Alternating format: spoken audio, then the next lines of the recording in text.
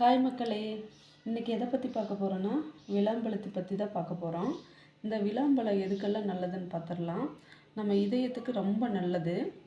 ரெண்டாவது கல்லீரல் சிறுநீரகத்துகளுக்கெல்லாம் அந்த கழிவுகளை வெளியேற்ற ரொம்ப உதவியாக இருக்கும். மூணாவது பார்த்திங்கன்னா நம்ம மூளைகளுக்கு ரொம்ப மூளை வளர்ச்சி இல்லாதவங்க டெய்லி இந்த உணவில் சேர்த்துக்கிறது ரொம்ப நல்லது. அதுக்கப்புறம் பார்த்திங்கன்னா இது நாலாவது பார்த்திங்கன்னா ரொம்ப ஹெல்த் பெனிஃபிட், இது ரொம்ப ரத்தத்துக்கு ரொம்ப நல்லது. இதை ஜூஸ் போட்டும் குடிக்கலாம். இதை உடச்சி சர்க்கரை போட்டு அதை மிக்ஸ் பண்ணியும் சாப்பிட்லாம். இந்த சீசன் வரப்போ மிஸ் பண்ணிடாதீங்க, வாங்கி சாப்பிட்டு பாருங்கள், ரொம்ப நல்லது.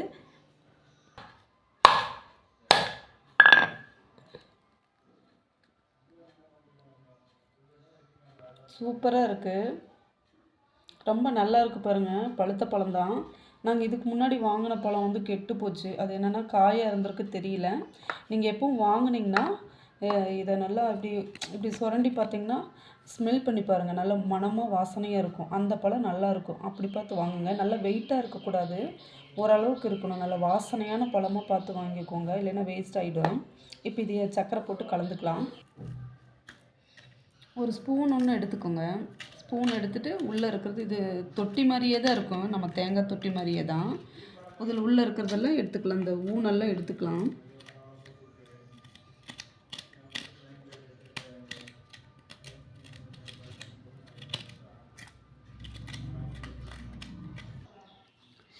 இப்போ நம்ம வந்து சீனி போட்டு மிக்ஸ் பண்ணியாச்சு.